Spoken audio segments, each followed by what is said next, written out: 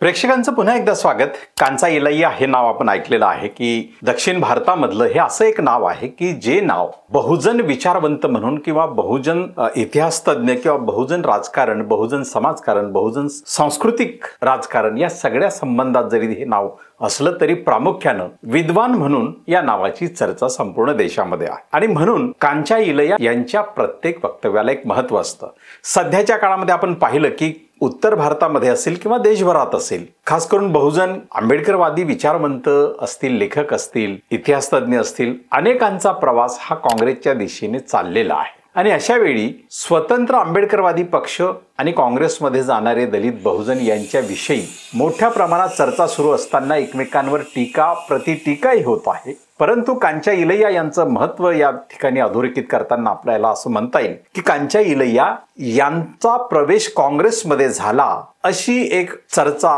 किंवा अशी एक बातमी सर्वत्र पसरली आणि कांचा इलैया यांनी तातडीनं त्या बातमीचं खंडन केलं। ते बातमीचं खंडन करताना कांचा इलैया यांनी असं म्हटलं की काँग्रेसने जी ओबीसी आघाडी केलेली आहे त्या ओबीसींच्या अनुषंगानं काँग्रेस प्रश्नामध्ये चर्चा व्हावी, त्या ओबीसी प्रश्नांवरच काही मतं त्यांना देण्यासाठी किंवा त्यांच्याकडे ती मतं मांडण्यासाठी मी त्या ओबीसी कमिटीवर आहे। याचा अर्थ मी काँग्रेस पक्षामध्ये प्रवेश घेतलेला नाही आणि तो काँग्रेस पक्षामध्ये प्रवेश न घेता त्यांनी यापूर्वी जे काम केलेलं आहे, खास करून त्यांचं विद्वत्तापूर्ण लेखन संपूर्ण भारतामध्ये वाचलं जातं, त्यांना अनेक कार्यक्रमांना बोलवलं जातं, पण तरीही कांचा इलैया यांनी एक सांस्कृतिक लढाई प्रामुख्यानं वैचारिक पातळी उभी केलेली आहे आणि त्या अनुषंगाने त्यांना अनेक गोष्टींना सामोरंही जावं लागलेलं आहे। आता ओबीसींच्या प्रश्नावर कांचा इलैया यांनी जी काँग्रेस सरकारने रेवंत रेड्डी यांच्या सरकारच्या अनुषंगानं जे कास्ट सेन्सस तेलंगणामध्ये झालं, त्या कास्ट सेन्ससमध्ये जातीचा प्रश्न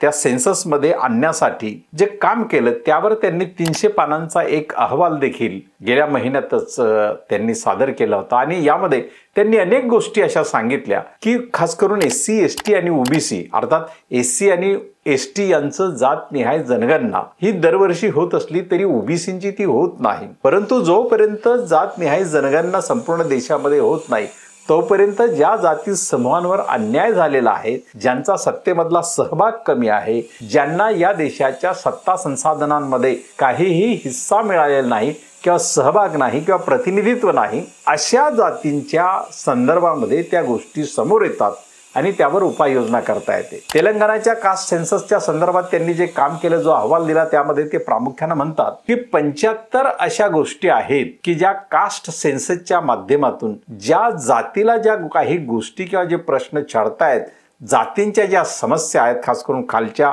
जात समूहांच्या ओबीसी, एससी आणि एसटी या जात प्रश्नांच्या अनुषंगानं 74 गोष्टी अशा आहेत की ज्यामध्ये सर्वाधिक मागासलेपण या समाजाच्या समाज जीवनामध्ये आहे। मग त्यामध्ये आरोग्यापासून शिक्षणापर्यंत, अर्थार्जनापासून तर त्यांच्या व्यवसायाच्या प्रतिष्ठेपर्यंत अशा अनेक गोष्टींचा समावेश आहे आणि त्यामुळे कांचा इलैया हे करत असलेल्या कामाच्या अनुषंगानं आणि यापूर्वी राहुल गांधी यांची जी देशभर पदयात्रा झाली, खास करून कन्याकुमारीपासून त्यांची जी पदयात्रा गेली होती काश्मीरमध्ये, त्या पदयात्रेच्या अनुषंगानं कांचा इलैया यांनी देखील त्या यात्रेमध्ये सहभाग घेतला होता। परंतु याचा अर्थ ते काँग्रेसमध्ये त्यांनी प्रवेश घेतलेला नाही। या उलट ते ओबीसी विचारवंत म्हणून ओळखले जातात, पण या उलट आंबेडकरी दलित विचारवंत, ज्यांना खास करून अनुसूचित जातीमधील जे विचारवंत आहेत, त्यांनी प्रामुख्यानं काँग्रेसमध्ये थेट प्रवेश करण्याचा आपला एक प्रवाह सुरू केलेला आहे।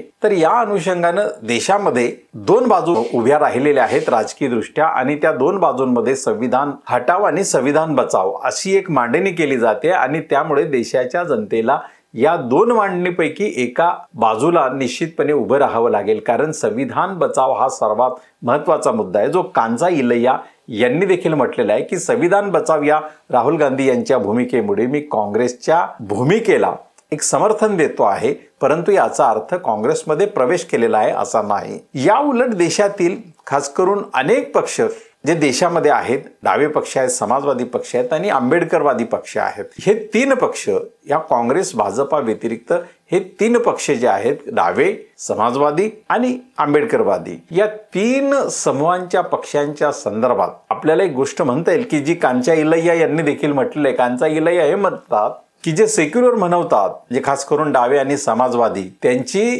जातनिहाय जनगणनेवर कोणतीही भूमिका स्पष्ट होत नाही आणि याचा अर्थ जातीच्या अनुषंगानं या व्यवस्थेमध्ये जे वरच्या जातींनी जो काही कब्जा केलेला आहे सगळ्या सत्तांवर, त्यामध्ये सेक्युलर म्हणवणारे डावे समाजवादी यांचाही प्रत्यक्ष अप्रत्यक्ष मूक मौन साधून त्याला समर्थन आहे असा थेट आरोप कांचा इलैया करतात. त्यामुळे जात सेन्सस, जातनिहाय जनगणनेचा प्रश्न अतिशय महत्वाचा आहे. तो महत्वपूर्ण मुद्दा, तो महत्वपूर्ण प्रश्न या देशामध्ये सोडवल्याशिवाय किंवा ती जातनिहाय जनगणना झाल्याशिवाय खऱ्या अर्थानं देशाचं चित्र समोर येणार नाही. आणि हे चित्र जर देशाचं समोर आलं नाही तर देशाच्या या समस्येवर उपाय करणं कठीण होईल. आणि म्हणून जो तळाला समाज आहे तो तळालाच राहील, जो शोषणकर्ता समाज आहे तो आणखी वर जात राहील. अशा पद्धतीनं ही समाज रचना जर आपल्याला बदलायची असेल तर सेक्युलर म्हणून मौन धारण करणाऱ्या सगळ्या पक्ष समूह संघटनांनी जातनिहाय जनगणनेची भूमिका